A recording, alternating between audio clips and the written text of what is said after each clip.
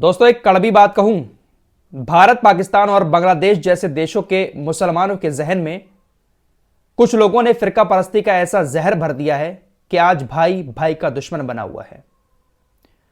अगर कोई हमारी मदद भी कर रहा है किसी भी तरीके से, तब भी हम पहले उसका फिरका तलाश करने की कोशिश करते हैं कि सामने वाला ये जो हमारी मदद कर रहा है क्या वाकई में दिल से कर रहा है या इसमें भी कोई इसकी चाल है। फिरके तलाश करना शुरू कर देते हैं और तरह तरह की बातें की जाने लगती हैं। मेरे दोस्तों, ये जो माहौल चल रहा है ना आजकल दुनिया के अंदर, ये फिरकों में बंटने का नहीं है बल्कि उम्मती बनने का है। मेरी बातें कुछ लोगों को बुरी लगेंगी, लेकिन वाकई में यह दौर फिरकों में बंटने का नहीं है, उम्मती बनने का है, एक होने का है। ये सारी बातें मैंने आपके सामने इसलिए रखी हैं क्योंकि मैं अक्सर हूतीस की तारीफ करता हूं।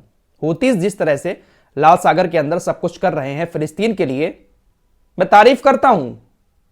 हूतीस को पूरा समर्थन ईरान का रहता है। काफी सारे लोग इस तरह के कमेंट करते हैं आकर कि फराज भाई, हूतीस जो है वो तो शिया हैं, फिलिस्तीन के अंदर जो है वो सुन्नी मुसलमान हैं, तो आखिर हूतीस और ईरान के शिया फिलिस्तीन के सुन्नी मुसलमानों की मदद क्यों करेंगे? इसके पीछे कोई बड़ी चाल है ईरान की, हूतीस की कोई बड़ी चाल है जो वो फिलिस्तीन के लिए इतना सब कुछ लाल सागर के अंदर कर रहे हैं। ये मेरे शब्द नहीं है, आप लोग वीडियो के नीचे कमेंट पढ़ा करें, आपको सैकड़ों ऐसे कमेंट मिल जाएंगे जहां पर लोग फिरका परस्ती की बात करते हुए नजर आते हैं। मेरे दोस्तों, मस्जिद अक्सा जो है वो दुनिया के हर एक मुसलमान के लिए अफजल है। अगर कोई फिलिस्तीन की मदद कर रहा है, मस्जिद अक्सा के लिए लड़ाई लड़ रहा है, तो क्या ऐसे वक्त में फिरका परस्ती वाली बात करनी चाहिए? एक बार फिर से मैं आपसे यही कहूंगा कि इस वक्त जो माहौल है इस्लाम को लेकर, मुसलमानों को लेकर पूरी दुनिया के अंदर, उम्मती बनने का टाइम है। आपको अपनी कब्र में सोना है, दूसरे को अपनी कब्र में सोना है, सबका अपना अपना हिसाब किताब होगा। लेकिन अगर ऐसे वक्त में कोई किसी की मदद कर रहा है तो तारीफ करना तो बनता है यार। हम किसी के भक्त नहीं हैं, आप लोग अच्छे से जानते हैं। तुर्की के भक्तों के सर पर बहुत बड़ा नशा सवार था। तुर्की के राष्ट्रपति रजब तैयब एर्दोगान का सारा नशा उतर चुका है। एक खबर आ रही है तुर्की के राष्ट्रपति रजब तैयब एर्दोगान को लेकर, पहले आपको वो बताऊंगा, उसके बाद हूतीस की बात करूंगा। रजब तैयब एर्दोगान ने एक बार फिर से गाजा को लेकर लंबा चौड़ा भाषण दिया है। इजरायली सेना ने कल गाजा के अंदर जो अंधाधुंध फायरिंग की जिसमें सैकड़ों लोग मारे गए, सैकड़ों घायल हो गए, उसी बात को लेकर रजब तैयब एर्दोगान ने कहा कि इजराइल महिलाओं को मार रहा है, बच्चों को मार रहा है। दुनिया भर का जो विश्वास था उसको गाजा के अंदर धूमिल किया गया है। ऐसा हुआ है, वैसा हुआ है, ये तो सभी को पता है कि इजराइल ने गाजा में महिलाओं और बच्चों को मारा है। कुछ नया बोली है एर्दोगान, कुछ और भी बोला है, वो भी आपको बताता हूं। रजब तैयब एर्दोगान कहते हैं कि तुर्की इजराइल की बर्बरता को गहरी चिंता के साथ देख रहा है। यह गहरी चिंता पिछले 4 महीने से हो रही है, लेकिन चिंता खत्म ही नहीं हो पा रही है। अरे चिंता को खत्म करो और आगे बढ़कर कुछ करो। जो लोग एर्दोगान को आज भी दिल से चाहते हैं, मैं उनसे बस इतना ही पूछना चाहूंगा कि वाकई में एर्दोगान को गाजा की चिंता है? इनको गाजा की चिंता नहीं है, बल्कि इनको अपने पैसे की चिंता है, इजराइल की चिंता है।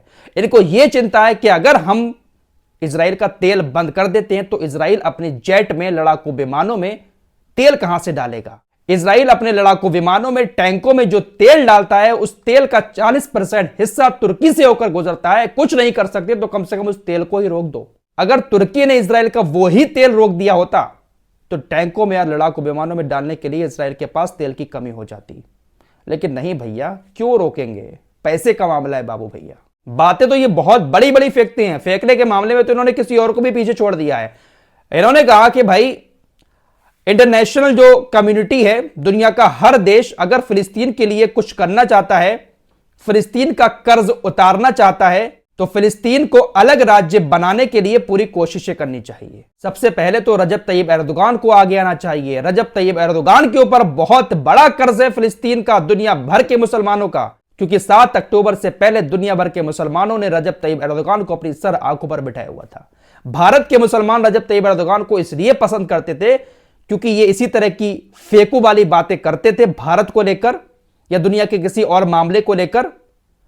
हमारा देश का मीडिया चलाता था कि भाई रजब तैयब एर्दोगान भड़क गए हैं, मुसलमानों के लिए आवाज उठाई है, ऐसा किया है, वैसा किया है, और हमारे देश के मुसलमानों को लगता था कि वाकई में यार बहुत बड़ा लीडर है रजब तैयब एर्दोगान।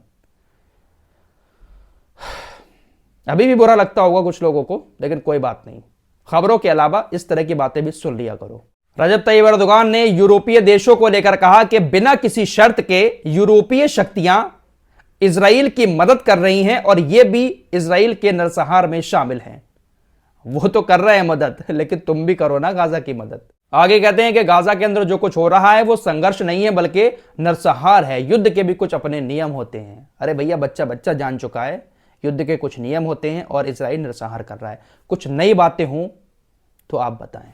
फ्रांस के राष्ट्रपति इमैनुअल मैक्रो ने भी मगरमच्छ के आंसू बहाते हुए कहा है कि गाजा से हम तक पहुंचने वाली तस्वीरों को देखकर हमें गहरा गुस्सा आता है, जिसमें इजरायली सैनिक गाजा के नागरिकों को निशाना बनाते हुए दिखाई देते हैं। सबके सब दुनिया भर के नेता गाजा को लेकर मगरमच्छ के आंसू बहा रहे हैं। यूनाइटेड नेशन सिक्योरिटी काउंसिल में अल्जीरिया ने एक निंदा प्रस्ताव रखा था।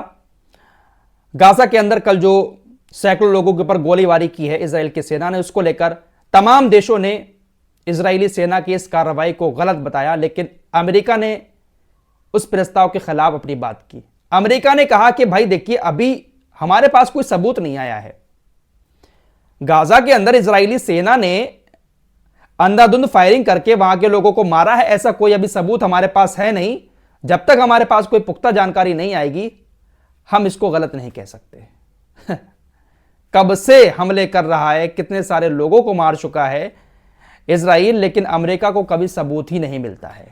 अमेरिका के ये जो रक्षा मंत्री हैं, इन्होंने कहा, एक पत्रकार ने इनसे पूछा कि अब तक अमेरिका कितने हथियार दे चुका है इजराइल को। बोले मैं उंगली पर गिनकर नहीं बता सकता, संख्या इतनी ज्यादा है। यानी बहुत ज्यादा मात्रा में अमेरिका ने हथियार दिए हैं इजराइल को।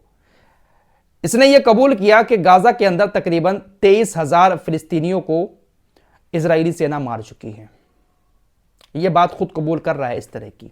आइए अब बात हूतीस की कर लेते हैं। आज जुमे का दिन था और हर जुमे की तरह इस जुमे को भी लाखों की तादाद में यमन के लोग सड़कों पर उतरे और फिलिस्तीन के समर्थन में भीड़ जुटाई, नारेबाजी की। हूतीस की तरफ से ऑफिशियली स्टेटमेंट आया है, साफ कह दिया गया है कि हम रुकने वाले नहीं हैं जब तक गाजा से इजराइल अपनी सेना को वापस नहीं कर लेता, हमले बंद नहीं कर देता, फिलिस्तीन आज़ाद नहीं हो जाता, हम लाल सागर के अंदर लड़ाई लड़ते रहेंगे। साथ ही साथ हूतीस ने कहा कि कुछ अरब देश, इस्लामिक देश ऐसे हैं जो दुश्मन के गुलाम बने हुए हैं, उनसे डरते हैं। ऐसे अरब देशों से हम कहना चाहेंगे कि दुश्मन से डरना बंद करें, दुश्मन की मदद करना बंद करें। और भी बहुत सारी बातें कही कि दुनिया भर के इस्लामिक देशों में जो भी कंपनीज हैं इजराइल के, उन सभी का बहिष्कार करें, बॉयकॉट करें। ये सारी चीजें इस्लामिक देशों से हूतीस ने कही हैं। दोस्तों, क्या ऐसी बातों को लेकर हूतीस की तारीफ करना सही नहीं है? फिलहाल ये कुछ आज के दौर की जरूरी बातें कुछ खबरों के साथ आपके सामने रखी। मिलते हैं एक और नई वीडियो के साथ, तब तक के लिए अपना ख्याल रखिए। अल्लाह हाफिज।